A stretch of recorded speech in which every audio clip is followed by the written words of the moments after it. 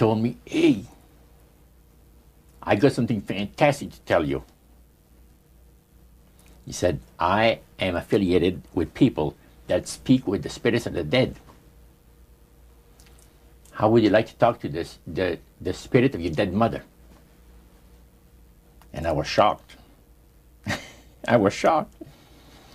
He said, you wouldn't be afraid of talking to the spirit of your dead mother, would you? Well, I said, I'll tell you what, I would have to give that some thought, because it's something I never thought about before in my life. Heart Research Center presents A Trip into the Supernatural with best-selling author Roджър Морно. While still a young man in the city of Montreal, Roджър Морно became involved in the worship of demons.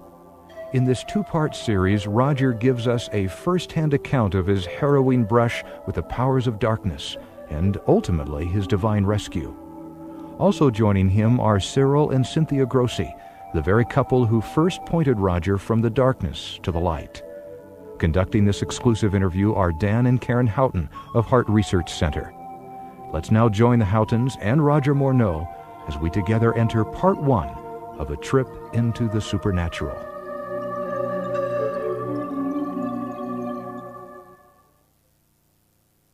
How in the world did you ever get involved in praying to demon spirits?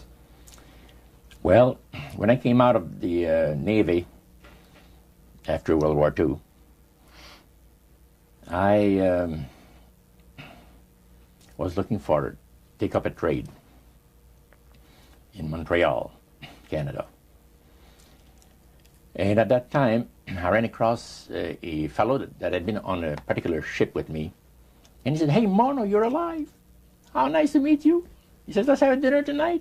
I said to my boss, can I have the evening off? Because I was the assistant to the Windsor bowling alleys and billiard, you know. It's the high-class place in Montreal where all the dress manufacturing people go and relax. So I got the evening off, and I went out. We went out and had dinner. He told me, hey, I got something fantastic to tell you. He said, I am affiliated with people that speak with the spirits of the dead. How would you like to talk to the spirit of your dead mother? And I was shocked. I was shocked. He said, you wouldn't be afraid of talking to the spirit of your dead mother, would you? Well, I said, I'll tell you what, I would have to give that some thought, because it's something I never thought about before in my life. Most of us probably haven't. A little afraid of something like that. Well, he says, you know, it's written all over your face. You're afraid of going to a seance. But he says, I know you. He says, you're going to come. And then he started to tell me how brave I was when I was aboard ship, you know, different things. He says, you're not the same man. You're changed. You're chicken. That's all I needed to hear. I said, when do we go to a seance? So one Saturday evening, we were in the place. It was the very first time. Very beautiful place. The medium was a lady. She had a gorgeous new home in Montreal. And there were about 20 invited guests there, which I was one of them. And she communicated with the spirits for different people there, and telling them what the spirit said. And then there was one lady that had been talking almost continually before the seance started, and she didn't believe in the dead appearing and all of this and all that. And she said, well, I would have to see my dead sister, she says, to believe it. So while the seance was going, one man said, I would like to talk to my friend that died 6 months ago, but I don't want him to appear. Just want to talk to him. Because he says, I don't trust you talking to my friend for me. So the medium says, let me inquire of the spirit. Yeah, the spirit will talk with you. And that big masculine voice was heard in the place. It says, hi, Frank. It's nice of you to ask for me to talk with you. And they had a little chat. And after it was over, Frank says, this is the greatest thing on earth. to be able to talk with the spirits of the dead. Then the medium said, we have a very special surprise tonight for you people. A spirit will manifest itself openly here in a few minutes, and it's like a big gust of wind hit the building and right through the wall. Now the lights weren't terribly bright, but they were like living room lights, a couple of floor lamps, and maybe some of these, and that translucent being seemed to come right out of the wall. How did you feel right at that moment? It's almost like my heart stopped a little bit. Very weird feeling. So it was a lady in a beautiful evening gown, floor-length. And she said to Mary, my dear sister, you are so wonderful to have asked for me. And Mary fainted and fell right off her chair on the floor. And a couple of guys jumped up and picked her up, and spirit gone. And that was the beginning of it. That's how you got into it. Yeah, that's the way I got into it. After a while, you see, there's something interesting about the human mind. You can adjust to an awful lot of stuff. You can adjust to a lot of things that would terrify you to begin with. After a while, they become common and ordinary. So you mean contact with the supernatural can become commonplace and ordinary and doesn't bother anybody? Yeah. In other words, the more that you do it, you're not uncomfortable. That's right. It's just not an uneasy feeling. Yeah. So how did you feel about it? Then I got into a secret society that worshipped the spirits, you see. Okay, now how is that different from the seance, Roger? It happens that the seance are not involving in many ways. But when you get into a secret society of spirit worshippers, then, and especially when you're invited there by the direction of the higher-ups in the spirit world, you never get out of there alive. And this is exactly what my friend and I were up against. We didn't know anything about it. And there was a very, very popular big band leader. Jazz musician? Band, yeah. Very famous. He played a lot in Montreal, Canada, Vancouver, the big cities. And one night we went to one of these seances, and he was with his wife. Now the spirits had told him what to do. Spirit told him, there's two of these guys, give the names, and your wife will want to talk, we'll make it so that your wife will want to talk to the medium when you say that you want to go home because you're tired. As soon as you see that these guys are starting to want to leave, then leave with them at the same time. And as you get outdoors, you ask them if they're driving. They'll say, no, they're going to take the tramway a couple blocks away. Well, you invite them to get in your car with you, and that you will take them to a fancy restaurant and treat them to some good food and talk about the merchant navy. And that's what the guy did. And there we were in this plush restaurant, pulled into a little alley, and I can still see it like it was yesterday. Just enough room to pass the car, back alley, that happened to give on a restaurant that was on St. Catharines Street, which is the main street of Montreal. And that was quite an evening. So Roger, you're at this restaurant. What happened? Well, after we were seated, in entering there, the place was just full, packed tight. But there was a couple of tables against a wall that had a reservation sign on it. And the owner of the place recognized the band leader and came and said, good evening, and you gentlemen want a table. So you're one of the reserved people. So we sat there, and we had our favorite alcoholic beverages, you know. And as we talked, the band leader says, how long have you fellas been involved with sorcery? And he shocked us a little bit. And I said, exactly what do you mean? Well, he said, you know, what you people are doing, talking to the supposed spirits of the dead. He says, this is silly. And this man had been at the seance with you. Yeah, oh yeah. And he's telling you that it's silly what you've just done. Because see, my wife, he says, goes to these seances because she gets comfort and she gets something good out of it, good feeling out of it. And she lives for what the spirits are going to see that the future is going to be like. To me, he says, I can't bother with this stuff. He says, I want power. I go right to the source of power. And he says, how do you think that I became famous the way that I am? Well, I said, you must have had some good luck.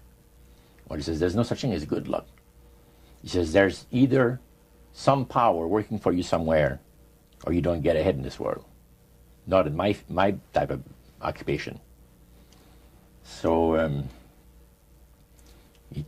it went from there. We got talking about spirit worship. Did it intrigue you? Or did it make you want to find out more about what exactly he was talking about? Yeah. So he said the supposed spirits of the dead that you're talking with are demon spirits. They're fallen angels. They're beautiful beings. Just set it out, just like that. Oh, yeah.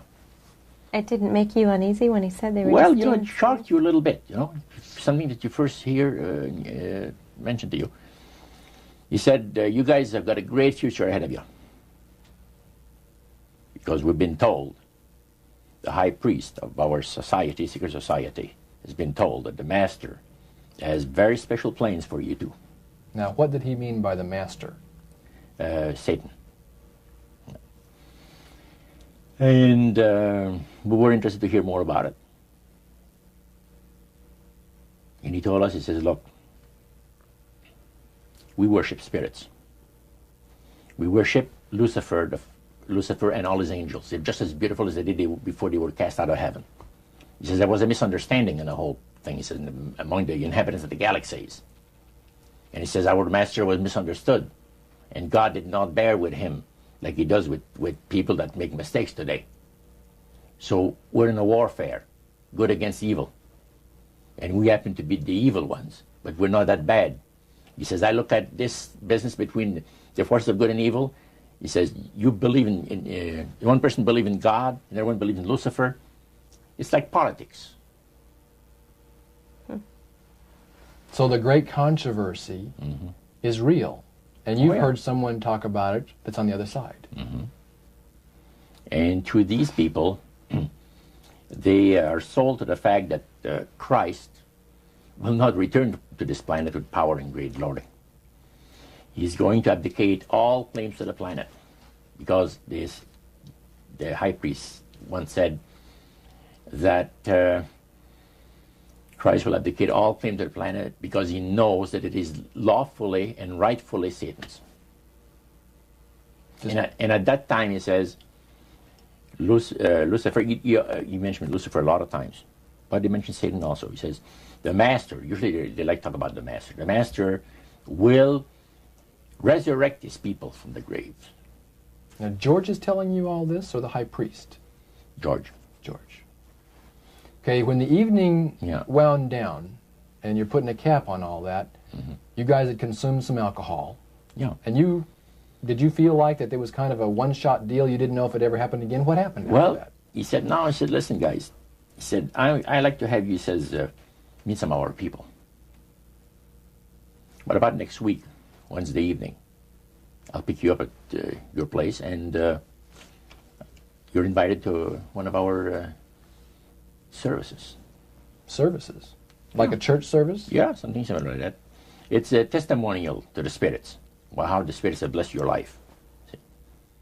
So, when we left there, I said to myself, this guy is half drunk. I'm not going to hear from him again, But it was true. Wednesday night came, he was there with his big Lincoln, step in, and we went to one of the most beautiful area of Montreal. And the place was a mansion. Now, a mansion is usually very large. We'll call this a small mansion. It was beautiful. Most beautiful place. Yeah. Roger, your friend George took you and Roland to this mansion where people worshipped the demons. Mm-hmm. What was it like there? What kind of people were there?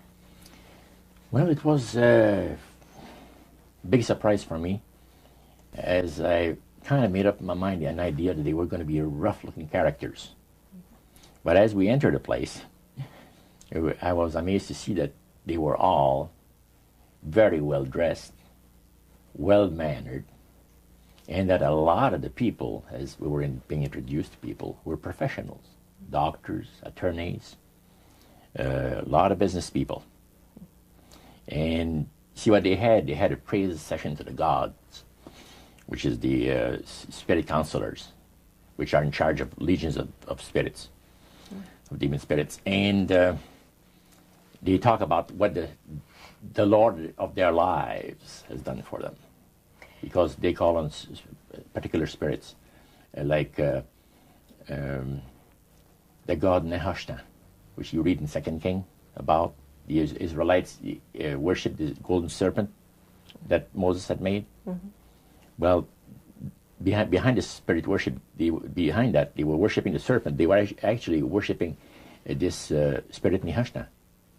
And the same spirit Nehushtan is, the priest was telling us, that the medical doctor that was telling us how he was making operations that had never been made before, because people had to be awake, yet have no feeling. He was able to, carry on the surgeries that had not been done before. Mm-hmm. But the spirits would give that capacity to be able to operate without people feeling any pain and things. And also without no problem with the blood, because as he would cut his incision, because his incisions, everything open and with no blood running. Mm-hmm. So he could do the work that has not been done before. So. Now, I recall reading in your book that at this praise worship service they had, they would sing hymns. Why would they sing hymns in a demon worship? Yeah, this was kind of a big surprise to me when that took place. The priest said, "Hey, let's go down to the worship room of the gods and have a praise session, a singing session." So we go down there, and what did you think they pass around? Church hymnals, Christian church hymnals. And I couldn't believe this. I said, "What's his business?" So the priest says, "Well, now," he says, "for those of you that are new, let me tell you that this is the most feasible way," he says, "to please the spirits. It's to deride Christ and his people, and his church and all that." So they sing out of Christian hymnals. They didn't sing Christian words to the hymns, however. Well, they changed a lot of them. Mm-hmm. Yeah, and not for the good. It's a form of blasphemy. Yeah. Mm. Such as you see today in the rock music world. You see the entertainers; they have these crosses. Mm-hmm. Ladies got earrings, crosses. Mm-hmm. The guys got the cross. This is a form of blasphemy, a form of deriding Christ. You see, spirits cause the people to do that, to find pleasure in wearing this type of emblem, which is the cross is the emblem of the crucifixion of Christ to the Christians. So what were your impressions the first time you went down into that worship room? Well, it was, we'd been there maybe a half a dozen times, and the high priest told us after the meeting was over, he wanted to talk to us, my friend and I. So after most people had left, he says, "The master of my life has revealed to me that it is time for you people to become acquainted with the worship room of the gods." Well, we started to move toward a beautiful grand staircase. Beautiful. The banister was huge. It was massive, and the wrought iron work that they had done in it was super. The beautiful decorations on the walls, the chandelier on the first landing. See, that was the first landing. You go down about 8 or 10 steps, and then you had the first landing. It was huge and beautiful. The light arrangement was the nicest I had ever seen in my life. When we got into this sanctuary area, it wasn't very brightly lit, but everything was magnified the beauty of certain things. Like a lot of the things were gold plated, or gold trims. You see, the little altars where they had the spirits that had materialized. They photographed them, and then they had paintings made of them. And there was probably about maybe 100 of those around the place. Sort of like a shrine. Yeah, and underneath there was a little altar where you have incense and things that they would use in their prayer sessions and things like that, devotions to certain spirits. And some of the objects in there, the priest said, were solid gold. It was a unique experience to see that. So how did you feel when you walked into that room? I felt that these people had power, and they had a lot of it. Did that attract you? Yes and no. You had mixed feelings about it? I had mixed feelings about it, yeah. Because to a certain extent, things looked so good and sounded so good to us. But you see, I'd been brought up in a Christian home where my parents had told us we were 8 children in the family. And especially the older ones, you know. My dad says, well, you know, if you get involved in wrongdoing, you're going to have to pay the price. There's always a cost for everything in this world. So this thought kept creeping to my mind.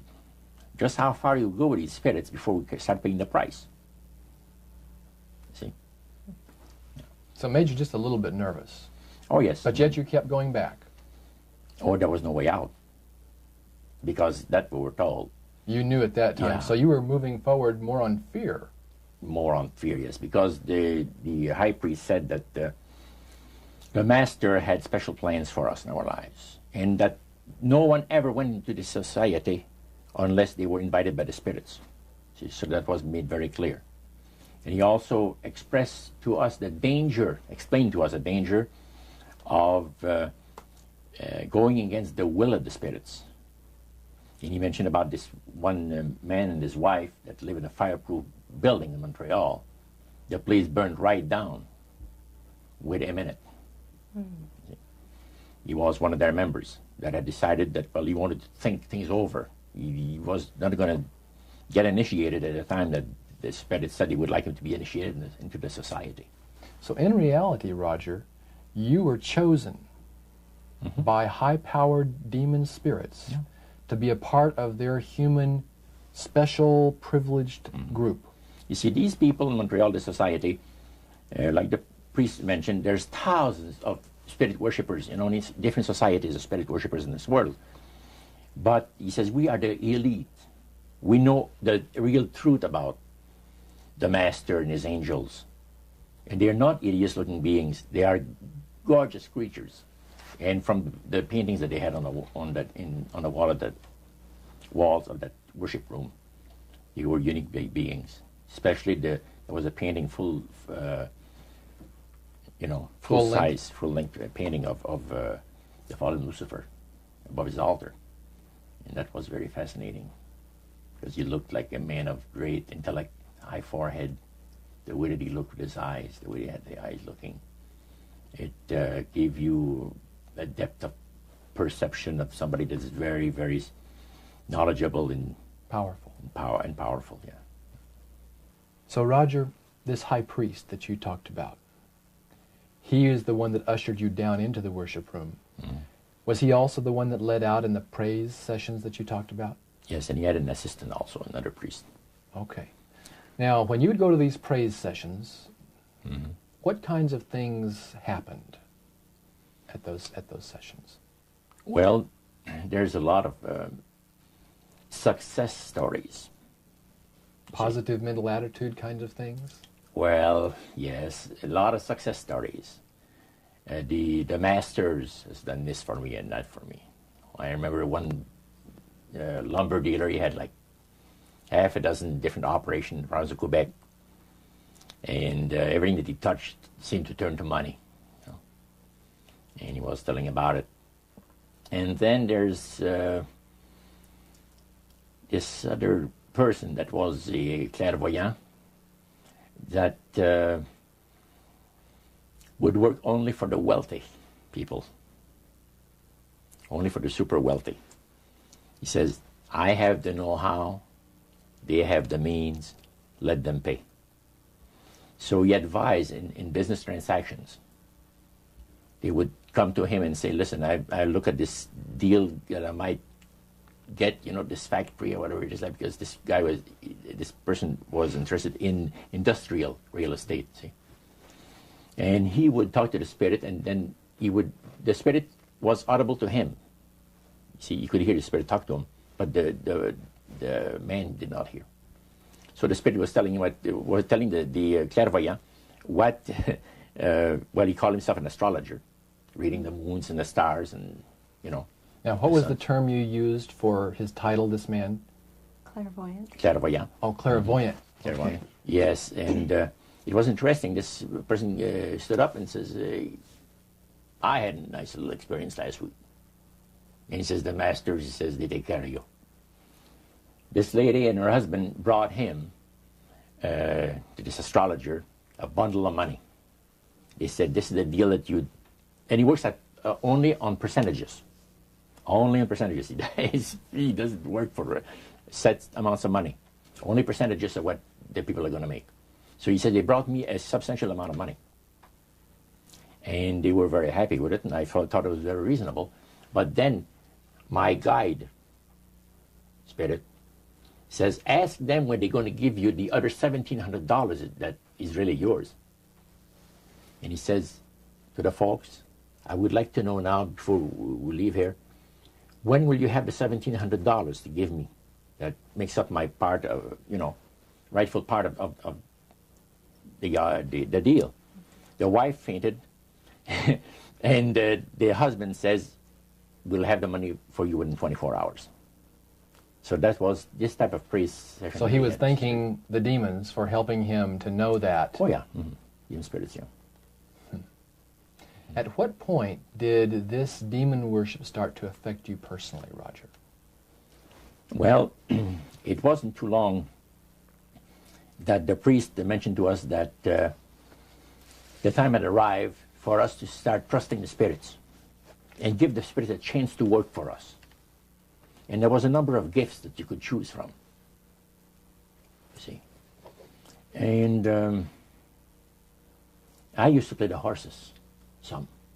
Not knowledgeable at all. I used to go to those bookies, play the horse every so often. But I said, hey, I would like to be able to, for the spirit to instruct me on the numbers and the name of the horses that's going to win, at Belmont or some other racetracks like that. Make myself a little money. So the priest says, it'll be given you. And sure enough, one night I fell into a trance or dreamed the thing. I don't know exactly what happened, but I saw 3 races that were really going to pay big. And these horses were dummies, so to speak. You know what I mean? They were not really good horses. They were like one horse paid 21-1 because he was that poor, right? The chance of winning was so poor that they paid 21-1 on him. And it showed me I saw the board at the bouquet and the number on it. And I went there, and they said it was going to be on Saturday. That was like on Wednesday. A few days later, it was Saturday. I went there, and sure enough, there they were on the boards. I went to the wicket and handed some money and got myself a winner. Now I said, well, I'm a little crazy. I ought to put more money on there, so I put $20 onto the next horse, and that paid 21-1. So I left there with maybe $400 or $500 in my hands, and I started to do that. In this case, I went directly down to the finest men's shop on St. Catherine Street, and bought myself a $200 suit. And in 1946, a $200 suit was... In 1946, people used to work at the RCA Victor, where I had worked before I went to the Navy, for $18 a week. Mm-hmm. And the good earners were $75 to $50 to $75 per week, for labor. So the demon spirits looked on you so favorably, they began to help you win in your gambling. Then I went to other bookies, you see. And one day, I am told of the man at the cage where you do your bet. He says, my boss would like to talk to you. And he said, you go right through that door over there. Oh, sure. So I know the guy says, come on in. The guy's sitting behind a big desk, smoking the big cigar. So he says, you're Roger. I says, yeah. He got up and walked around me. He said, you don't look that smart. I said, what, sir? You don't look that smart. He says that you could pick horses that are winners when they're supposed to be losers. Where do you get your help? What do you mean help? I'm not getting any help. I just happen to go and... Oh, no. We've been watching you here, he says, for a number of weeks. And you always leave here with some of our good money. And I'll tell you, buddy, if you want a list of all the bookies in Montreal, I'll give you a list of them. But he says, I want you out of here. And don't show up again. Because somebody's going to put a... You know what I mean? I said, okay, sir, I won't be back again. So it's a tough business to be in gambling. So even with the Spirit's help, it was tough. Yeah. Well, it's stuff he's going to shoot you, yes. Yeah. The high priest would say a number of things to you when you were in these praise services, and you went to a number of them over a period of time. Mm-hmm. Talked about the issues of the great conflict. You've already touched on that a little bit. I want you to follow up on that a little bit more, Roger. Some of the things that you wrote in your book, Trip into the Supernatural, sounds a whole lot like what we as Christians today know as the great controversy. Mm-hmm. What were some of the things that he told you there? Well, he says that there's a great controversy going on between the force of good and evil, between Christ and Satan. And they always praise the great master, Satan, as a super intelligent being that he is, beautiful to behold. And if he ever appears to you, you won't be able to look upon him because it'll be too bright. It'll just ruin your vision. The high priest said he was in Chicago, and the Spirit appeared to him and said, Morno and his buddy, George, has invited them to the service, and the fellow that is in charge while you're away says that he's going to wreck all the work that the spirits have done for the last few years to get these people into the society. So the high priest, which is in Chicago, picks up the phone and calls, and the Spirit appeared to him, and he said it was the angel was so bright that he could not look upon him. And he says after he picked up the phone to dial, he couldn't dial the phone because of the fact that his vision was so terribly blurred by the light, the beautiful light of the bright being.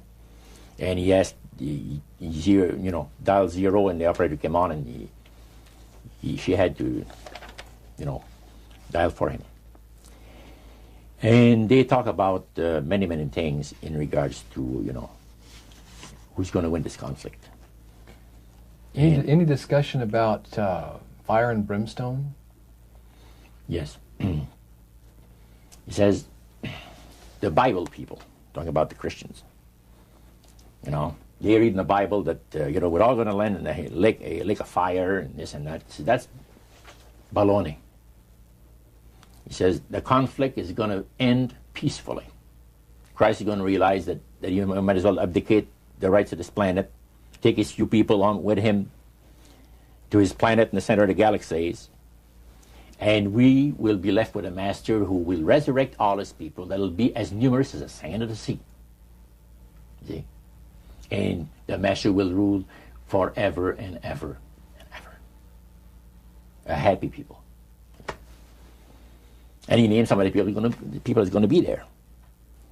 I don't want to mention the names because they're known to history. Yeah. So that was quite impressive. Did you always feel, Roger, that these people were telling the truth? Oh yes, yeah.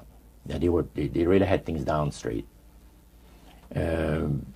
But I was not satisfied with the answers. And there was something, and I understand now it was the Spirit of God saying, hold back, fellow. Hold back. And The priest had talked about us thinking seriously about being initiated into their cult. Right. So they let you come to sort of take a look-see, but you can't go back for several months. Oh, yeah. It's not a matter of whether you're going to be initiated or not. It's when. Okay. You see? So they begin to press you for a commitment. So the priest said, look, fellas, I'm not going to pressure you into anything, okay? But I want to show you what the spirits can do for a devoted servant. We went downstairs, not through the staircase that I talked for the worship room of the gods, but at the other end of the building. Went downstairs, and a number of times I'd gone there to the men's room, and I heard these typewriters clicking like the dickens. Man, it's going. I said, why do we have a lot of people typing in there, in that room? Well, we went there that evening, and he knocked, and the man says, come on in. And there was all those typewriters moving along by themselves, typing at the speed that I'd never seen before. And not only that, the high priest says, I want to show you something clever. So he says, follow me. So we went around the table. There was like two long tables, and they had about 10 typewriters. And he says, now notice that the typewriter types to the right, then doesn't go back. It types back to the left. Isn't that something? I had never heard of things like that before. He said the spirits are doing the work. And he introduced us to the man. And the man is a lawyer. And he said, how much money did you make last year? Oh, he says, it's in the 6 figures. You see? So this lawyer had a business in the building that housed the worship room. Oh, yeah. And he had a whole room full of typewriters. Yeah. And he put paper in there, and demons That's typed. all he did. Put typewriter paper in there. It was And what came out? What was it that came out? different briefs for court cases. And so he would sell these to people? Oh, yeah. Okay. He had this service to the legal profession. And the high priest was The showing... United States and Canada. So the high priest was showing you this to give you an idea about the kinds of blessings that you would That's receive? right. Yeah. But after you left that typewriter, the room where the lawyer was, they tried to draw you into a commitment by getting you to make a public profession. Tell us about that. Well, they have a super beautiful resort in the Laurentian Mountains, which is north of Montreal, north of Saint Agathe. Saint Agathe is a famous name there in Montreal. Montrealers, because they all go Saint Agathe or north there, you know, the summer home and that. So they had a big resort up there for their people, you know. So it's a closed society. And they had on October the 30th, Halloween, is that? October 31. 31, last day of October. They had what they call live animal sacrifices. I don't know what it is. But they did. We could never find out. By the time that the Lord pulled me out of there, I had not yet found out what it was. So you have this intrigue involved in there. And he talked about three very unique services that I attended there that sit on my mind forever. One was entitled Christian Idolatry. Another one was entitled The Super Deception of a Glorious New Age, which actually applies to the New Age today. And this was 1946 that we're talking. And then the other one was Satan's Great General Council of the 1700s. And I must say the things that I heard there was an eye-opener. First of all, we'll go through the Great General Council. Okay. At the beginning of the 1700s, said the high priest, Satan and all his spirit counselors held a Great General Council with one purpose in mind. It was to prepare for the great industrial age that was soon to break upon the world. And Lucifer also foresaw another age that was to follow that, where tremendous scientific discoveries would be made by people, and we would enter a unique age that would change the way that everybody lives. It would also serve to usher in the end times and the close of the great controversy between the forces of good and evil. And the priest said that Lucifer had been studying the Bible. And he found in Daniel 12:4, where we are told about the time of the end, many shall run to and fro, knowledge shall be increased. Mm-hmm. He understood it to be that we're getting to that point. And he had, with all the spirit counselors, to change their modes of operation in order, to ensnare people. Mm-hmm. And he devised a way whereby people would disqualify themselves from being members of Christ's kingdom. And he was just very candid about this. Oh, yeah. Telling you and the rest of the group, 60 or 70 people there, the plans that close to 100 people. Lucifer had revealed to him. Mm-hmm. And by the time the council came to a close, they had 3 major policies that were going to be followed. First, they were to see to it that humans would be made to believe that Satan and his angels do not really exist. Because see, up to that time, you could walk down a street of Paris and you would have signs that would say where you have a soothsayer or a fortune teller of some type, and if you want to put a curse on someone, you could go and see this other old lady over there, the old witch. That's the way it goes. But now it had to change. Lucifer says we have to make sure that people, humans, get to believe that Satan and his angels do not really exist. You know, Roger, that's interesting because a recent research study report that I read indicated that in a national survey, I believe it's over 75% of people do not really believe in a real tangible devil. Mm-hmm. But there is one. Oh, yeah. Now, the next thing, the 3 parts policy that they had adopted there, the second one was to find a way of being able to get total control of people's minds. And that would be done by taking hypnotism out of the realm of the occult and introduce it as a new science for the benefit of mankind. So part of what the high priest told you was Satan's strategy to take total control of people's minds. Mm-hmm. They felt that by taking hypnotism out of the realm of the occult and introducing it as a new science for the benefit of mankind, they could then use people of great renown, educators, people of capacity, that would do great things, such as supposedly regress people in time to former lives that they had. Mm. And of course, after the session is over, the person would not know a thing about ancient history, and the person that she or he has talked about performing, certain deeds, we'll say 3,000-4,000 years ago. But this was their strategy. Now, what this would do for the thing is this, that it would create in the minds of the general public, solidly set in the mind of the general public, an unwavering trust in that great deception. In other words, people could, they would believe it. This person was hypnotized, was regressed in time to, former lives, and did this and did that, and no deception. Maybe Alexander the Great, we'll say, and some of his generals and people like that. And the person, after the session is over, comes out of hypnotism, and he or she doesn't know what she's talked about.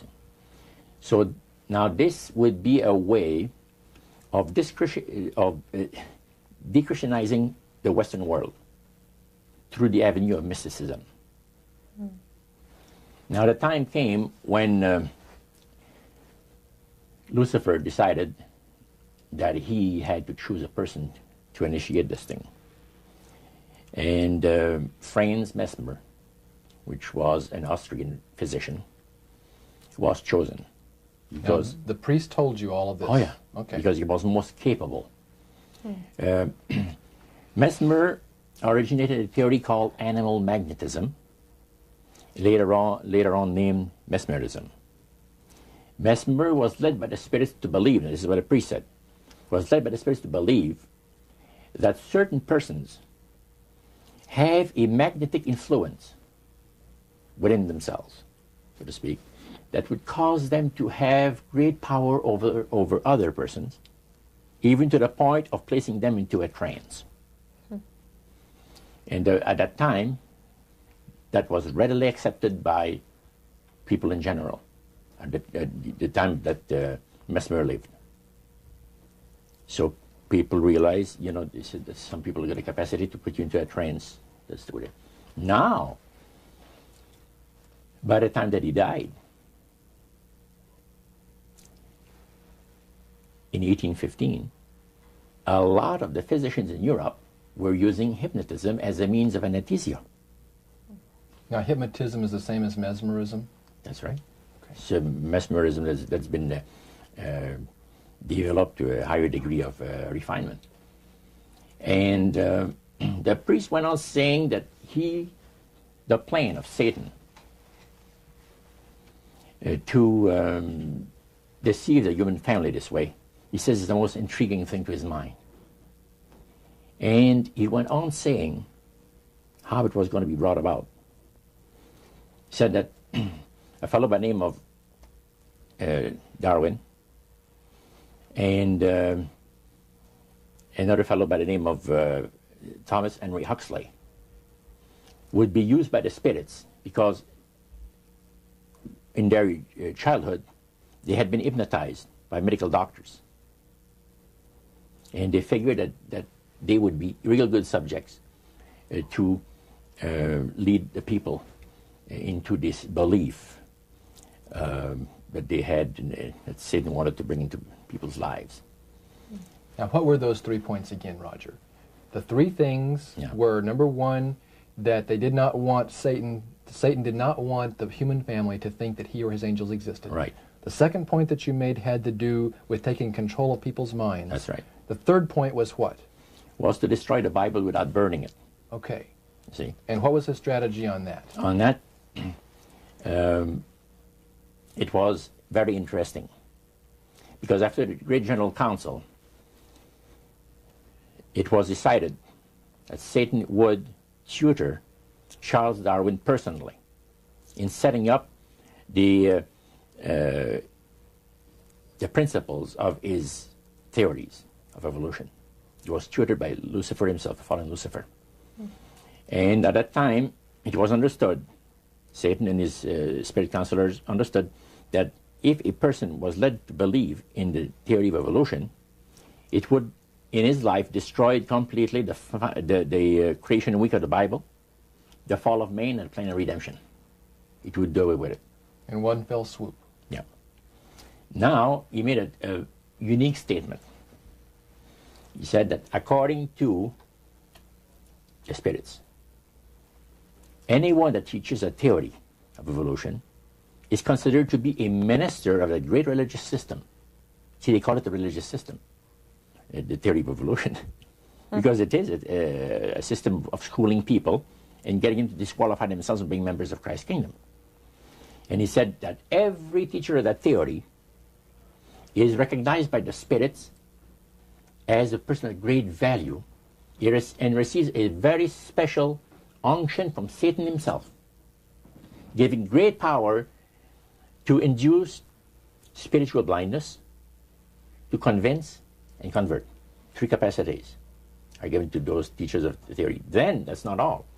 The priest says that Satan considers the teachers of the theory of evolution to be so valuable to him that in the sight of all the inhabitants of the galaxies, he assigns a retinue of bright, beautiful angels to follow that educator all the remainder of his life.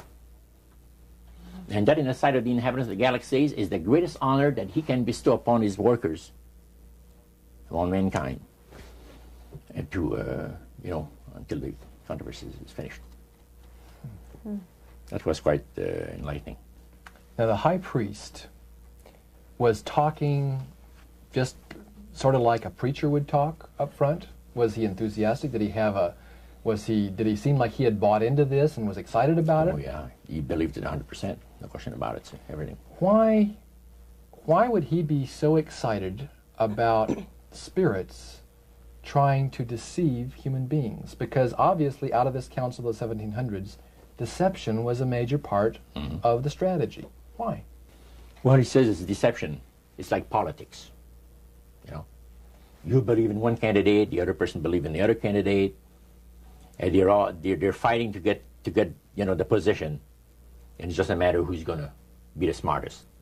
And with Lucifer, the fallen cherubim, he's very smart. He's going to win, and Christ's going to abdicate the rights of the planet.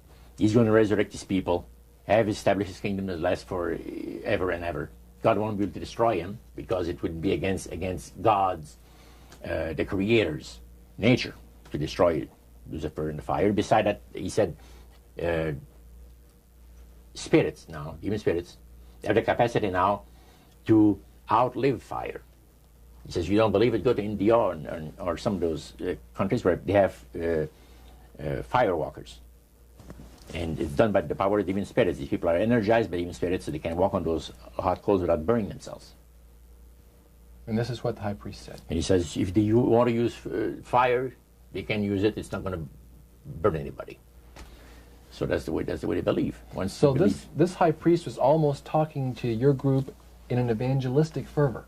Oh yeah, because he figures that he's going to be one of the higher ups in the great kingdom. Okay. Now, of the group that was there that night, 60, 70 people, I think you've mentioned before. Yeah, it varied. How many of those were people who were hardcore members, and how many of them were new inductees? Well, we were the only two youngsters there, so to speak. You and your friend. And how old were you at that time, Roger? I was about 20. 20 years old. Mm-hmm. Yeah, 20 years old. Did you have a feeling of awe over the fact that you had been chosen? Yes, in a way. And then I got thinking about this. When am I going to have to pay the price? The cost. My parents had brought me up like this. If you get involved with evil, you're going to reap what you sowed. So you want to be upright in life. And if you associate with evildoers, they'll probably land you in jail or somewhere else that you wouldn't want to be. So there's always a price to be paid. So you had that little something maybe instilled by your mother and father a long time ago that kept you from making that full commitment. Now, one of the things that really amazed me and shocked me and made me sick at heart is when the priests talk about Christian idolatry. What is Christian idolatry? The priest mentioned that word. Yeah. Tell us what he said, Roger. He said that Christian idolatry is the most grandiose or great deception that has ever been brought upon the human family, upon mankind. And he says, and he boasted that demon spirits are continually defiling Christian churches through the avenue of necromancy by using a form of spirit worship that involves hundreds of millions of Christians into idolatry without their being aware of it.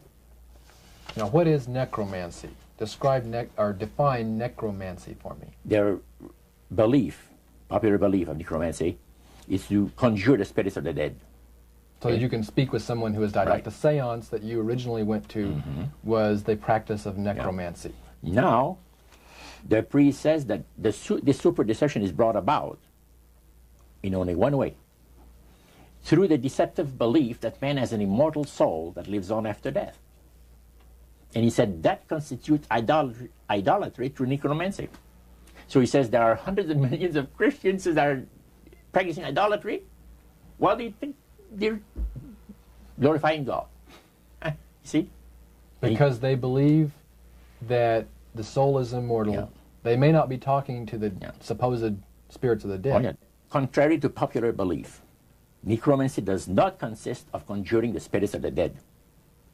The reason being that man is totally mortal and does not possess an immortal soul. So who are they talking to? He says the friendly demon spirits that have always found over the centuries great delight in impersonating in apparitions departed loved ones and persons of great renown. Now, friendly demon spirits. Friendly demon spirits. Are there more than one kind of demon Oh, yeah. spirits, Roger? Well, there's three main divisions, and then there's divisions within those divisions. You have the friendly demon spirits that seem to have the finesse and the refinement, and they're not upset about what happened when they were thrown out of heaven from what I gather. Then you have the warriors. They like to bring misery and destruction in the lives of people.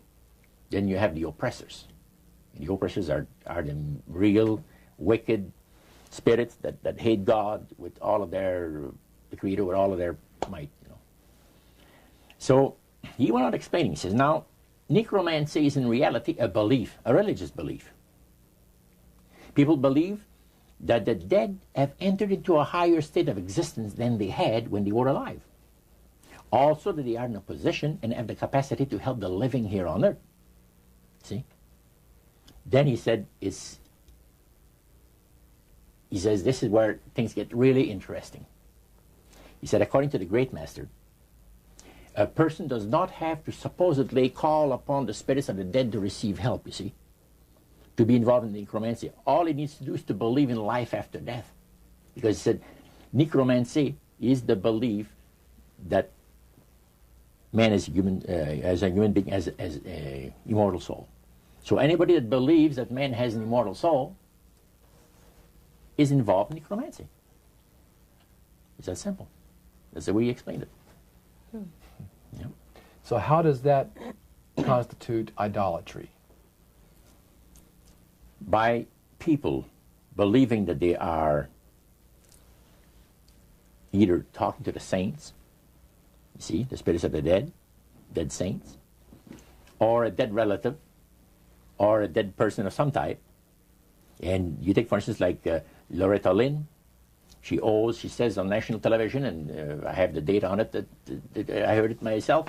She said that she was made successful in her singing career by a dear friend of hers that was the same age as she, and died when she was 18 years of age.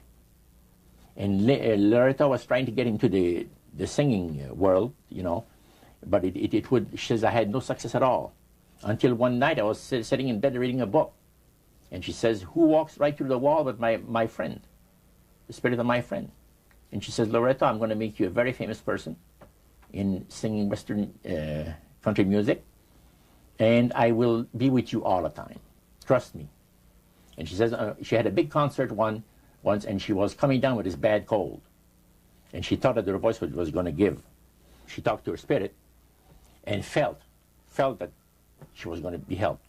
And she got on the stage and she started to sing, and right in the middle of where she really needed the power, no power at all. And her spirit friend tapped her on the shoulder and started to sing for her. She said her voice went through me, the power. See? And you saw this in a television documentary? Yeah. This was, I believe, 1976 it took place. Now, the priest explained that when people believe in this business, they are actually opening themselves to be completely deceived by demon spirits, because it gives the demon spirits an opportunity to impersonate the dead, see, and for people to believe their lies. And the priest says that thrills first of all, he says it brings the great master the respect and the reverence that is due to his great name. And it makes all the other spirits exceedingly happy, because they are the ones that have worked to lead people to believe in life after death. See? And they rejoice also. And that's the extent of what Christian idolatry is all about. Friendly spirits, just to digress for just a moment. You mentioned 3 different categories, and the friendly spirits are the ones that love to impersonate being a historian or something. We specialize in that. In your experiences in the praise services or in the worship room or the other places where you were, any of the places you were, did you ever witness an event where necromancy or even something that would be popularly called channeling today took place, where you actually heard the voice of someone in response to someone's questions? Yeah, a number of times, but there was one time in particular that fascinated me because it was unique in one way. The priest told us that there was a French historian that was affiliated with Montreal, University of Montreal, which is a French university and the English university is McGill. So the University of Montreal is the French university. And this man was from Paris, but he's affiliated with the university. And he wanted to have some details in regards to Napoleon Bonaparte and one of his generals. So, by the way, there are also, in other parts of the world, elite spirit worshippers like the group that we had in Montreal. And he mentioned there that, he said, you guys are fortunate when my friend and I went in, because you're right in time to see something very interesting. My friend there is having his devotions in the worship room of the gods, and he will use a trance medium to converse with certain demon spirits that will inform him in regards to ancient history about Napoleon. And sure enough, we went down there, and somebody came up and said he's ready for the session, and we went down there, and he said he would need 3 people. You would need 3 people, but he wanted 5 people that volunteer to be the channel for the spirit. Okay, so three of them was chosen there, and the others went back and sat down. And the man shook his head a little bit like this. His eyes went glazed, and he stayed at it for a half hour. And the spirit spoke to him. He said, I'm a spirit counselor, and what would you like to know? And he had a clipboard, the historian, and asked him some questions. This historian was from Paris. Yeah. And he was wanting information... Some detailed information about Napoleon Bonaparte and one of his generals. And so he asked the questions of one of these human beings that was channeling... Oh yeah, the voice changed and everything. The voice changed of the person completely. Okay. And it identified itself as a spirit guide. Oh yeah, spirit counselor, yeah. Okay, a spirit counselor. And then proceeded to tell him all the events that he was asking, yes. answer his questions? And there was a certain question that was asked, and the spirit counselor said, I will have Lord Remy and Lord Alphonse duplicate, in other words, the dialogue that had taken place. Oh, and the two other drama. Yeah, a little and the 2 other men fulfilled what he was looking for. But the one thing that interests me is the mayor of Montreal, Camillien Hood. During World War II, at the beginning of the war, he was very controversial when in regards to the war effort. He would tell the French-speaking boys not to go into the armed service, see, because you're going to go and shed your blood for the British, and we're their servants, so to speak, and all that, and he didn't want them to go into war, and they put him in prison. He was jailed for the length of the war for this. Now, the man said, I would like to have you tell me, to the spirit, to give me part of the speech that was given by Camillien Hood on the steps of the Montreal City Hall on a certain date. There are different versions of what has taken place, and you, Lord, would know the exact one. Now, the mayor of Montreal was still alive. Was still alive. And this historian is asking what was actually said at a speech. Yeah. Okay. The spirit counselor said, I'm sorry, I can't help you. All of my activities and my people have taken place in Europe. However, after my departure, our departure, other spirits will come and help you. And sure enough, the guy vibrated a little bit, and he's back, and he said, boy, how long? He said, 20 minutes, you've been used as a channel. So they, again, the spirit entered into him, and the spirit said that he was a spirit counselor that could give him the information that he was looking for. So, again, it was given verbally, and it was the voice of Camillien Hood. Now, how did you know that it was the voice? Well, because of the fact, you see, I was a youngster in those days, just about ready to go into the army. And Camillien, we used to listen to the radio We had no television in those days, so it was only radio and reading newspaper. And all the speeches of coming in, made, and all of it was on the radio all the time. And in those days, they had no tape recorders, as we have now. So they would, Coming would have to go to the Canadian Broadcasting Studio, where they made a record, a real phonograph record.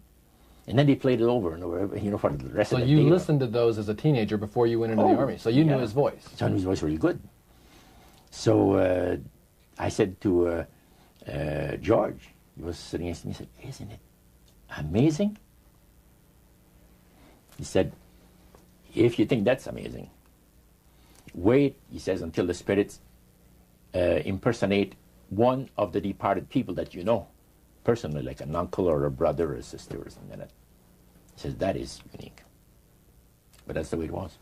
You are able to reproduce a voice, man, and the just to perfection. The spirits are exceedingly proud of this, because, and this also was right up my alley. The priest said that as the times on this planet gets more and more difficult, and calamities of all kinds are striking the planet more and more frequently, demon spirits are going to impress people with the importance of Sunday sacredness. Roger, when I was a teenager back in the 1970s, I remember a song that came out talking about the age of Aquarius. Mm-hmm. And since then, we've seen the development of the New Age, and I wondered if back when you were involved in spirit worship, if they talked about New Age at all. Oh yes, it was a big thing that was coming up. One of the major deceptions of the last days. And the priest told us, we talked for quite a while, and then he said, "Could I have a little bit more of your time? I want to tell you something very fascinating." He says, "The grand plan, the Master's grand plan for harvesting the nations, for harvesting the multitudes of the earth into his cause, just before the close of the great controversy between the forces of good and evil." So he continued, after we expressed ourselves that we're deeply interested to know more about the activities of spirits. And he said it's going to be done in a unique manner. This grand plan is going to take people are going to eat the stuff. Because he says spirits, demon spirits, will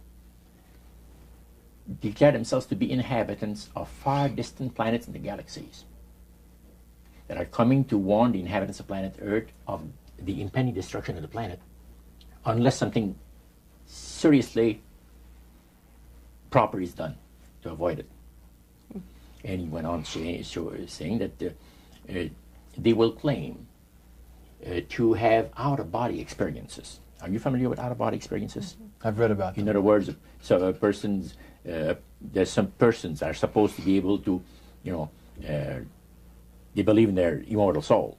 Astral soul projection.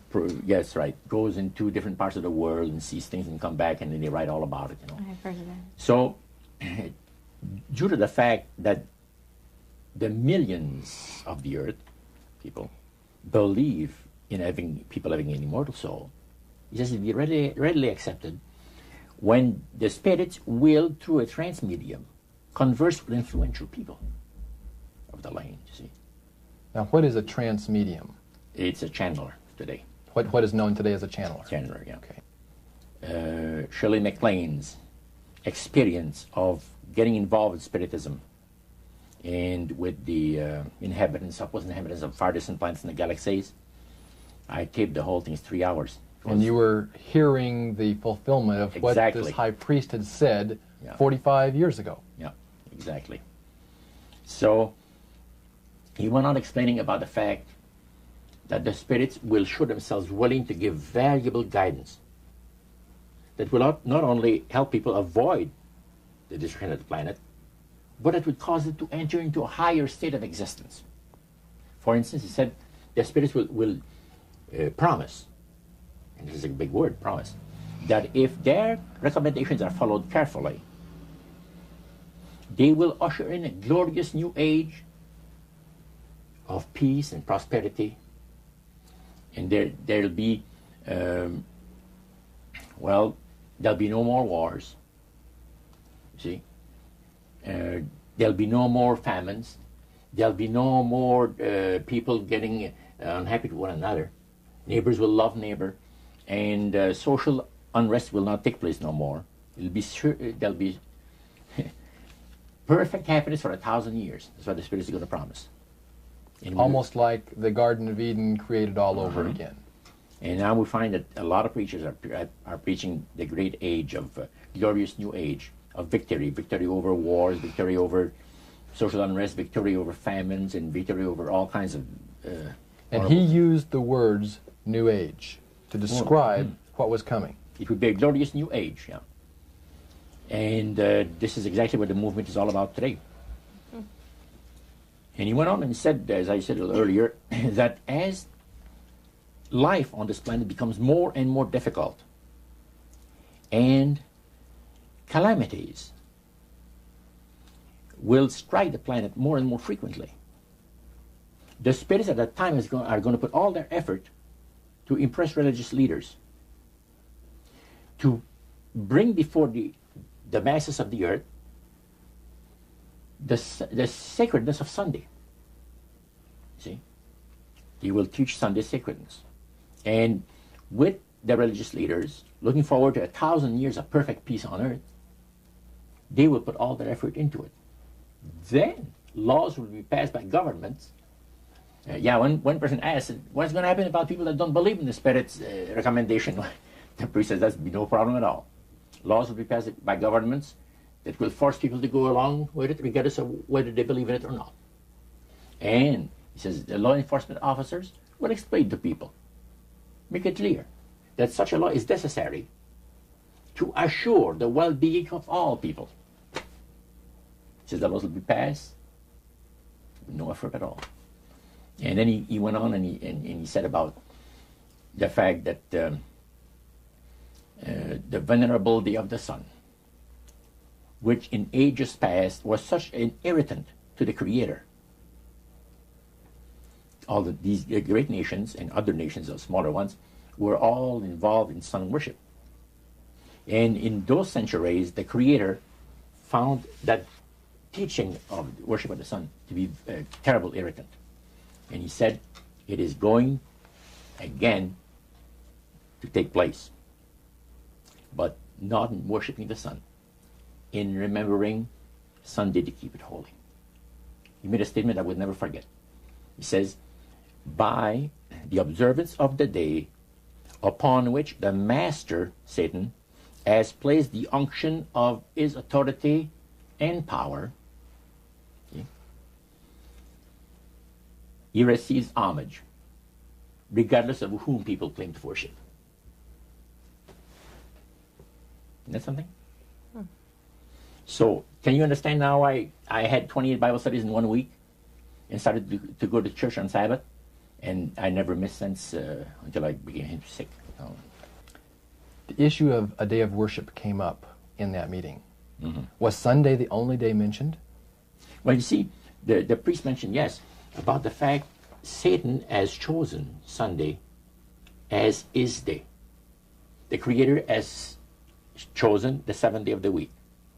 Lucifer has chosen to call his day the first day of the week, Sunday. See? And regardless of what people claim to worship, worshiping God, the Creator, by observing that day, that particular day, they are bringing homage and respect. Now, at that time in your life, you were 20 years old or so. Had you ever heard of a Seventh-day Adventist? Never in my life. In that meeting... They didn't talk about Seventh-day Adventist. They talked strictly about Adventist. Well, they just talked... But they did... The word Adventist was mentioned.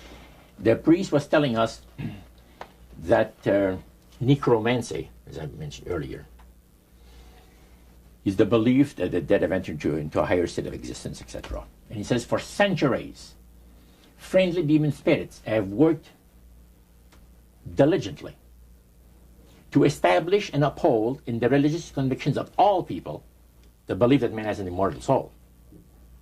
See? Then he boasted about the fact that the master was so smart in that he had deceived the whole world, even in this age of great scientific knowledge and understanding. Then one person put his hand up. Okay? Priest says, yeah, yes, you want to say something? He says, what about the Adventists? You can't count them deceived regarding the state of the dead. And I got a question. What about, how come that they can't be brought under the great deception?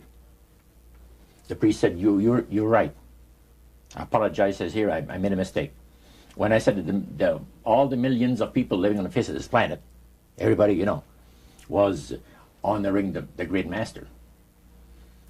I forgot the Adventists. There's so few in number when you figure the billions and all people, I didn't even think of mentioning him. So I'm sorry. Then he says, secondly, the reason why they can't be brought under the great deception, let me explain about it. Now he said, my next statement is going to upset some of you. But what I'm telling you is the honest truth. It is factual. It's reality. The fact that the Adventists observe the biblical Sabbath of creation and reverence the Creator on that day, it makes it impossible for the spirits to deceive them. They are given very special help and great spiritual insight. And he said, under these conditions, they are not ordinary people. And that stayed with me, man. Just like this. And when I heard the word Adventist, when Sarah told me later on, which we're going to cover later, I asked him, I said, what denomination do you belong to? He said, I'm a Seventh Adventist. What's that again? He said, I'm a Seventh Adventist. I said, is that the same thing as Adventist? Oh yeah, he says, a lot of people call us the Adventists. They don't talk about the 70s. Same thing. Boy, I was interested. I bet you were. Now, I wanted to know what his Bible said. Yeah, I bet you did. Because that was the one group that under question only, the high priest of the demonic worship house. Yeah. The thing that he had said to you was, this is the one group that can't be deceived. That's right. And so somewhere back inside that that resistance you had came out, and you awoke. A few months later, that experience, unique experience, was instrumental in helping me make a decision for Christ. And also, I had no hesitation to join myself to God's commandment-keeping people because of the fact that I knew what kind of people they were. And after having had 28 Bible studies in 1 week, I started to keep the Sabbath, forever. But you see, the time that I had these Bible studies, 4 hours per evening, we started at 7 o'clock and finished at 11 o'clock at night. We had this Bible study similar to what you showed me the other day, that you have in your pocket. The Bible studies were about an hour. There were questions, and then you looked at the verses that they gave you in the Bible, and you had your answer. It was so fantastic. And the Spirit of God was really ministering to me the graces of redemption. Every moment of all those Bible studies was precious. Precious, precious, precious. Roger, at that time, your major language was French. You did not speak English, and all of this happened in the French language in Montreal. How long after you became a Seventh-day Adventist, or after you learned of Seventh-day Adventists, did you read the book Great Controversy by Ellen White? Well, I joined the church. I first had the Bible studies in October of 46. In April of 47, I was baptized into the church. In September of that year, Hilda and I got married. And the French church in Montreal gave us, as a wedding gift, the Conflict of the Ages series. And I had not read the Greek Controversy up to then. But then you read it. Yeah. And what went through your mind when you read the book Great Controversy, thinking back on the experience you'd had maybe just a year or so before? That's right. What went through your mind? This person is inspired. This person has got knowledge that nobody else has on the face of the earth, except, the spiritists that I was mentioning, because it's so unique. Okay. Well, I find it very remarkable that they were willing to share the strategy that Satan is working on with this group. Of course, their plan was that it would never get out. That's right. Under seal of death. That's right. Their plan is that you don't have to worry about saying anything about the great master. Because as soon as anybody strays some, the spirits will tell the high priest right away what's taking place. They did with my Bible study by Wednesday night. I studied on Monday and Tuesday. By Wednesday night, spirit counselor appeared to the high priest and says, you have one of your defectors. He says, that Morno guy, you're going to get rid of him. Because he's out there studying the Bible with the Adventists, the people that the master hates most on the face of the earth. And the high priest almost had a heart attack. Because he said, I kind of like you.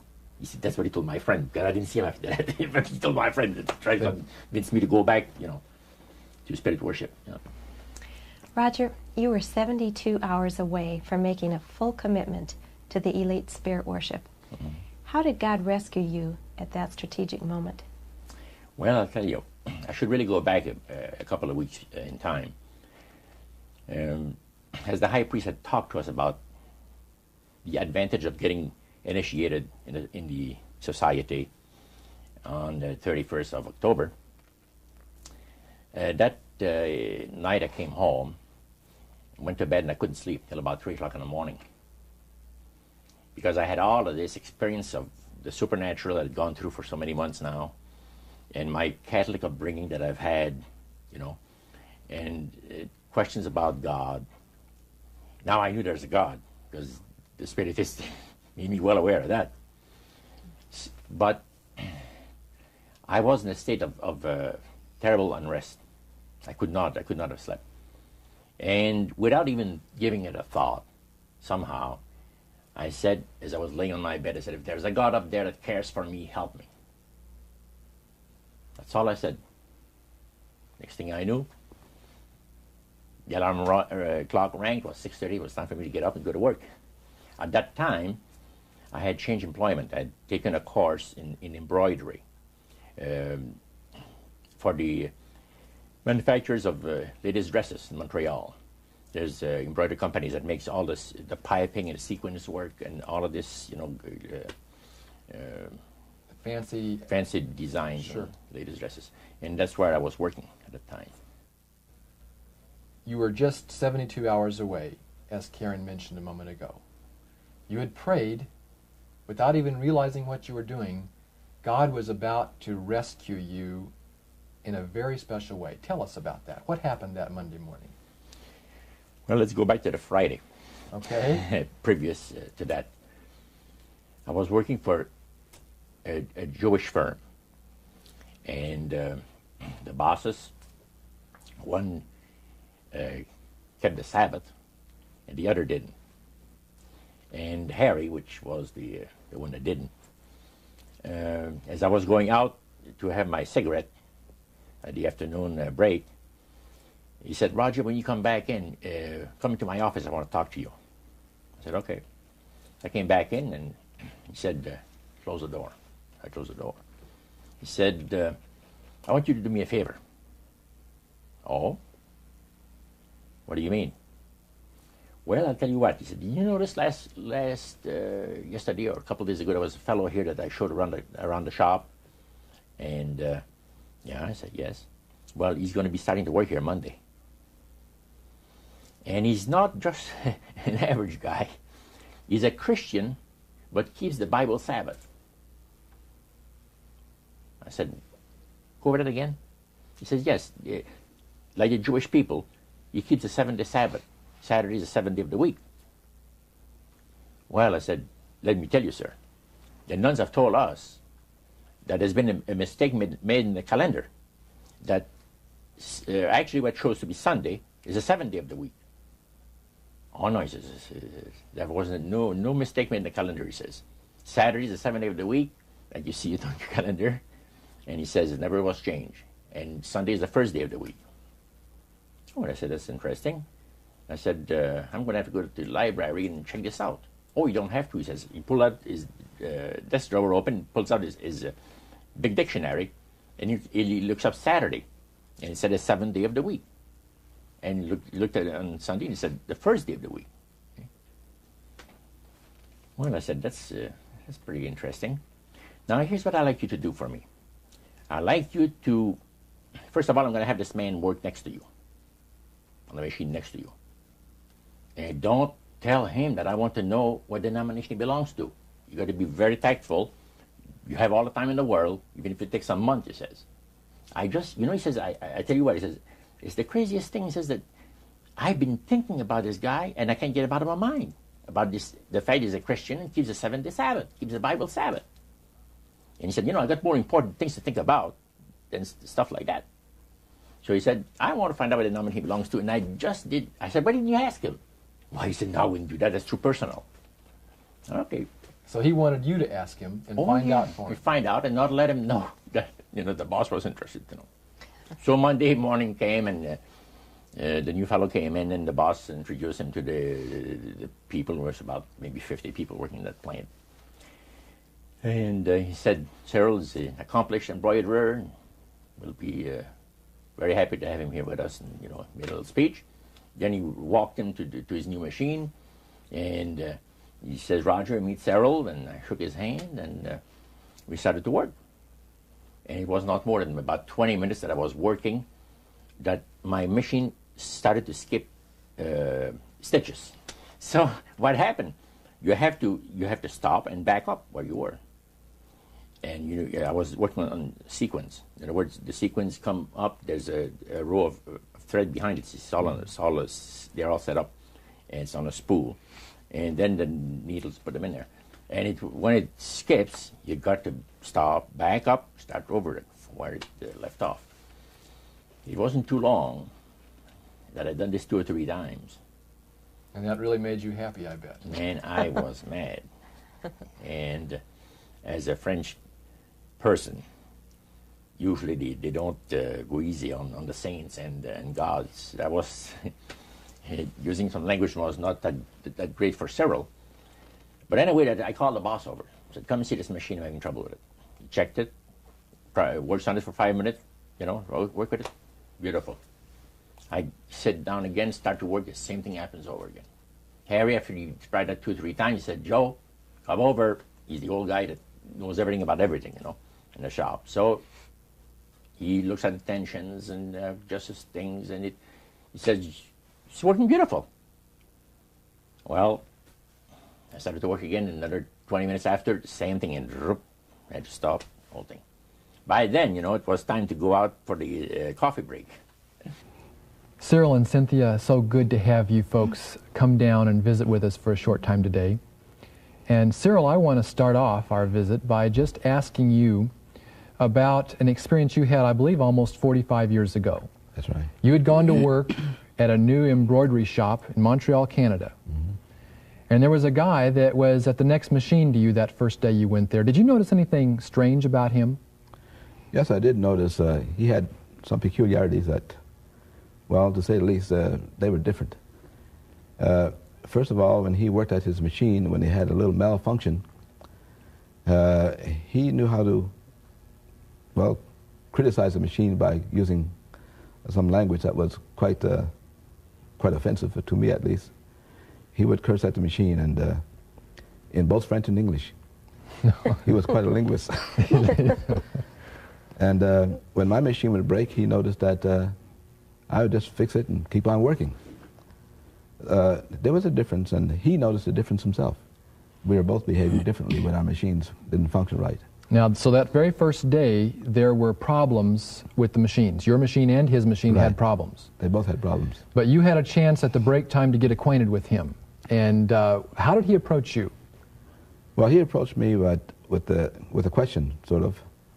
He said, I noticed that when your machine gives trouble, you don't get angry. You just fix it and keep on working.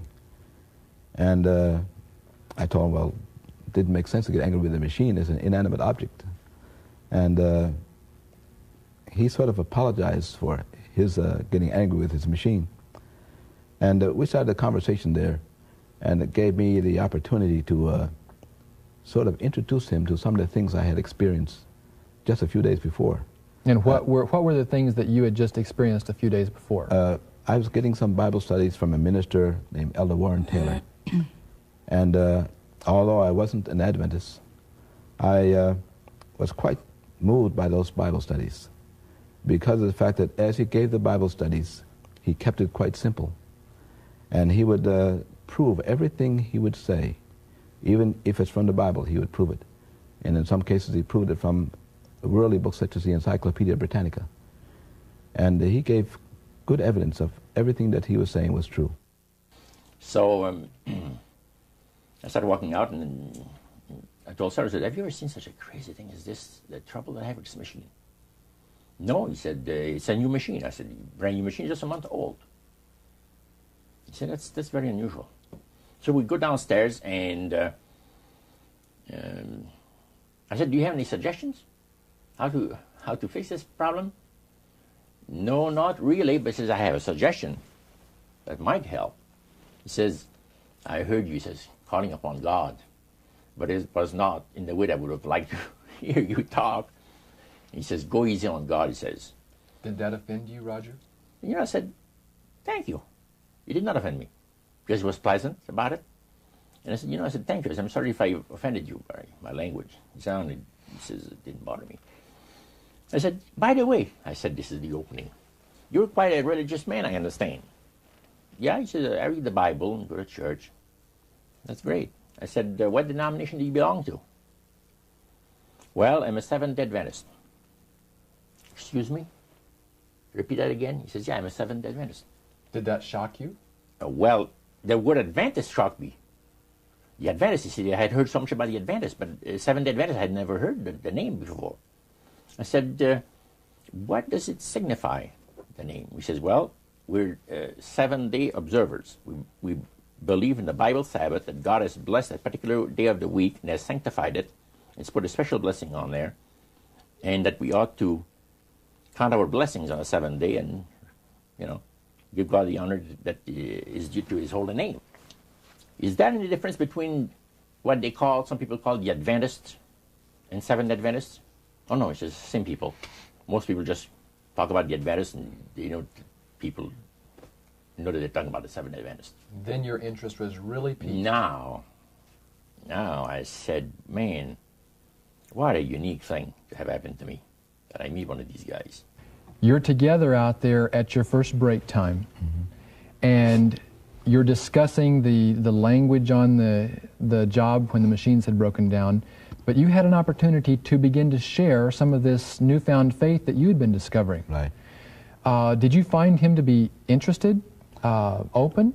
Well, what really happened was he would ask questions, and I found out later that the reason he asked questions was when I went to get the job, I was so impressed with Elder Taylor's Bible studies that I told the employer right away that I didn't work on the Sabbath. He said, well, that's all right. You don't have to work on Sunday at all. I said, no, Saturday. So being a Jew, he became rather interested. And he told Roger, Roger told me later on, check this fellow and find out why he keeps my Jewish Sabbath. So Roger's questions were motivated by the fact that he was told to check. And the more questions Roger would ask, the more interested he became himself. So as he became more interested, and I told him more, he suddenly said, I want to hear more about your religion. And I said, okay, this weekend. He said, no, tonight. So we talked about a number of things. And after lunch, I told him, I said, I want to see you at 3 o'clock. Again, I want to have another question for you. So 3 o'clock came along, we had the coffee break, and many things had passed through my mind. And I knew that if I get involved with the religion, the Spirit is going to destroy me. So I've been assured, we've all been assured of that. You don't deviate from the will of the spirits. Otherwise, you're nothing, your history. So I told him, I said, Cyril, would you show me out of the Bible the things you told me today if I went to your house? He says, yeah. Yeah, he says, yeah, I'd be glad to. He says, when, next week sometime? No, not next week, tonight. Did he look surprised when you said that? Yeah, he's surprised. He said, what's the big hurry? I said, I can't tell you why. But it has to be tonight or never. He said, you serious? I said, yeah. And you can't tell me why it has to be tonight? I'll tell you the reason why. He says, I would like to have you come another night. Because I have my collection of jazz records that somebody's coming to look over. He had been collecting jazz records for years. And he said, I have somebody's interested to buy them. But he said, well, I said, well, forget about it then. And he said, man, He said, you really mean what you say? That you want to see these things in the Bible? I said, sure. Okay, he says, come to my place 7 o'clock tonight. Give me his address. So that evening, 7 o'clock sharp, I rang the doorbell. Did that startle you? It startled me because it was fortunate I had 28 Bible studies for busy people, something I just bought. And I ran home, Cynthia and I were married at this time. And I ran home and I told Cynthia, we have to give some Bible studies because this fellow's coming tonight. So I went through the first couple of Bible studies as quickly as I could and got myself familiarized with them. And we got all ready, and sure enough, he came. And we sat in that room, the room that we talked about that burned, and we started those Bible studies. And he was very interested. Cynthia, that first night that you had your Bible studies with Roger, how many studies did you actually do with him? We did 4. On the first night? On the first night. We started promptly at 7, and as we went through, with everything in detail, in full detail. And we thought that, oh, this is just going to last the evening, and that would be the end of it. And then he said, no, he says, let's do the next one. So each one, so we didn't finish until about 11:30 or quarter to 12. And when we finished, he'd sit around and talk. By the way, he was a chain smoker. The room was covered with smoke. We could hardly see the Bibles in our laps. And we had discussed this prior about him smoking. And so we decided, we prayed about it, and we asked the Lord that even though each time he came, the room was just heavenly, full of smoke, that we will read his word and that he will take care of the smoke. And I happen to be allergic to cigarette smoke, and we were all huddled together. It was really something to see us. 28 Bible studies in a period of 1 week, 7 days. 7 days, 4 hours a night. 4 hours per evening, yeah. 28 Bible studies. Now, they didn't plan this. So, as we chatted, and I just met Cynthia, now, Cyril told me, I got to explain things to you a little bit. I am not a baptized member of the Seventh Adventist Church. I'm just studying into the church doctrines with the minister. He says, my wife is a Seventh Adventist. But he said, now I think I'm going to be baptized also be a Seventh Adventist. But I said, I'm not one right now. Now he says, my wife is the one that really knows the Bible. I don't know much about it. And I think that she's got the right study for us tonight. He says, it'll take about an hour. Can you spare that much time? Oh, I said, evening is yours. Well, she had a set of Bible studies that were entitled 28 Bible Studies for Busy People. That was the title of the series. She pulled one out and she says, now, we could see here, there's the different questions. The first one was on the Word of God. And she read the question and said, then we can find the verses in the Bible that gives us the answer. And the next question, she said, would you like that? I said, beautiful, let's go. So Cyril was sitting next to me with his Bible because he was able to find where it was. I had never opened a Bible in my life, never. So, because I never had access to it, let's put it this way. And that's where it started, on the Word of God. After the Bible thing was over, he says, well, did you find it interesting? I said, most interesting, very interesting. I said, what's the next study coming up? Well, he said, the next study, Daniel 2, prophecy of Daniel the prophet, 2, on the world events, predicting the different great world empires that were to come into existence in times ahead. And I said, really? That's very interesting. I said, how long would that one take? Oh, she'll take about an hour. He says, you have between 20 to 25 questions, he says, So I said, let's have it now. Oh, well, she said, no. She said, when could you come back? I said, why come back? Did she look surprised? She looks very surprised because she looked at her husband. And you look at me. And I said, hey, you guys like the Bible or are you getting tired? No, we like to study the Bible. I said, let's have another Bible study. It's only 8 o'clock, you see. And at that time you were a smoker, weren't you? Oh, a smoker. You can say that again. I was like a chain smoker, you see. And when I had accomplished something worthwhile, I used to reward myself with a cigar 2 or 3 times a week.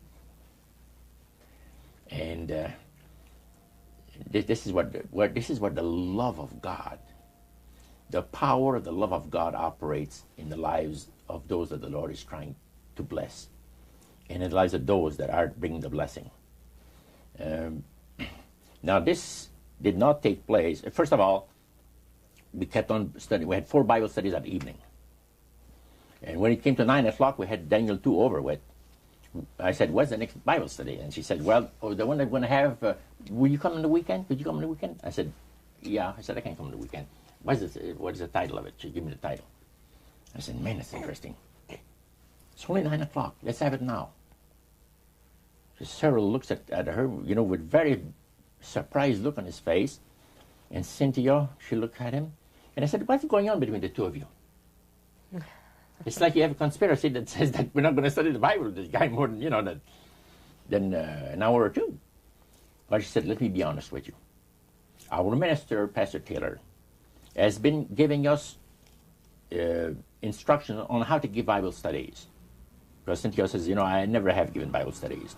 And we really wanted to know how to give Bible studies to people that ask us the reason of the hope that is in us. And he's told us exactly how to do it. You have 1 Bible study per week. If the people are exceedingly interested, you could have 1 in the middle of the week, another one. But never more than that.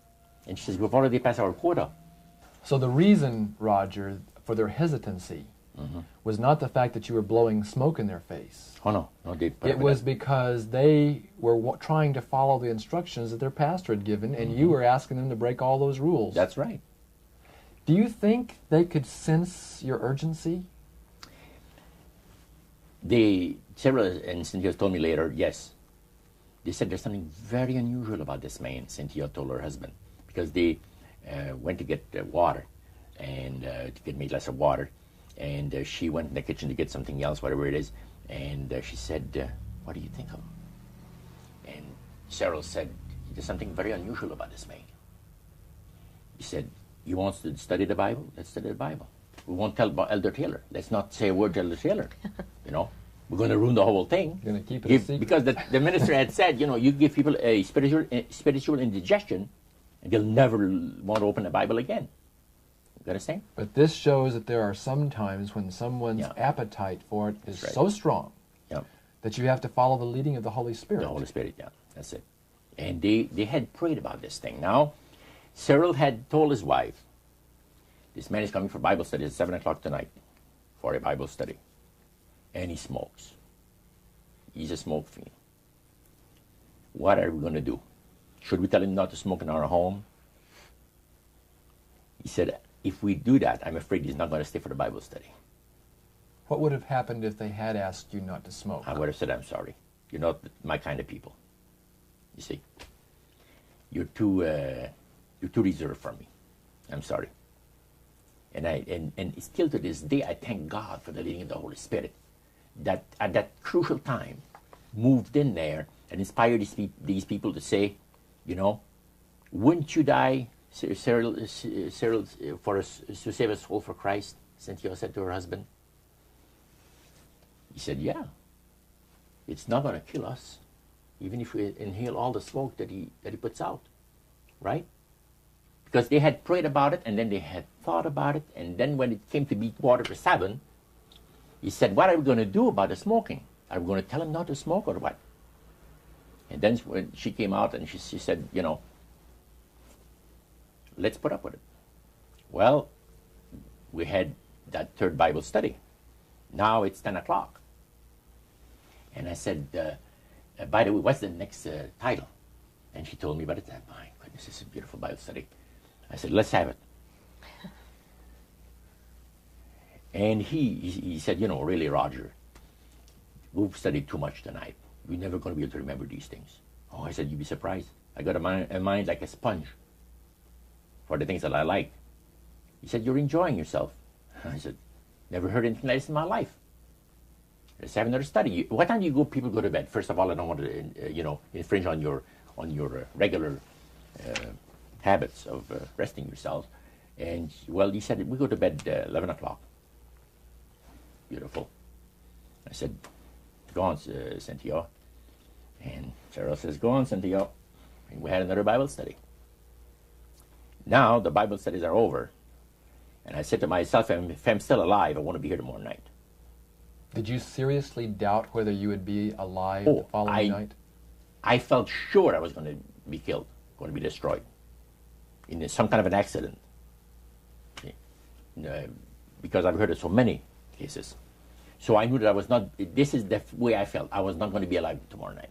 If for some reason I'm alive, I want to be back here with study the Bible with these people, see? So I said, what are you people doing tomorrow night? Not too much.